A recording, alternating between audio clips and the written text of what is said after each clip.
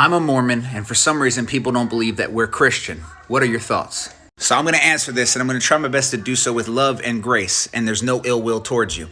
I agree 100% that Mormons are not Christian, generally speaking, because I can't speak for every Mormon and what every Mormon believes. But if someone believes 100% what the Mormon doctrine is, then that's not Christian. And let me explain why. I mean, first and foremost, they think Elohim is the name of God, but that's not true. In the Old Testament, Elohim is used over 2,000 times, and every single time it's used, it's not always used for God the Most High. God the Most High, his name is Yahweh, I am that I am.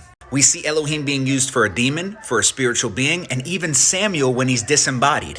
Mormons also believe that Jesus is the brother of Lucifer, which is a complete contradiction of the Word of God.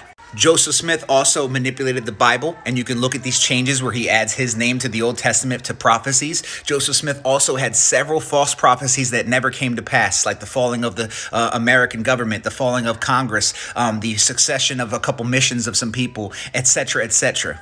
Deuteronomy 19 makes it clear that if anybody speaks a prophecy on behalf of God and it does not come to pass, they are a false prophet. So seeing that the Bible comes before Joseph Smith, and the Bible makes it clear that this is what a false prophet is, if Joseph Smith fails that test, he is not a prophet of God. So nothing he brings you is worth even noting. I mean, in his version of the Bible, he also changed John 1, which is not what the Greek manuscripts say, because the Greek manuscripts say that in the beginning was the Word, and the Word was with God, and the Word was God. Was God meaning theos, and that same theos is the one used in John 3:16. So the same way God is described in John 3:16, so is Jesus described. And I could go on and on for hours on this, but I don't think that matters right now because you have to trust me before you would trust me with all that. So here's what I will say to you. Since you clearly have faith in a God, and that means you're a religious person, as Paul says to the Athenians, I see that you're religious people. Let me ask you a question. If God is real, that means the enemy is real. What would the enemy's main goal be? To pervert what God said.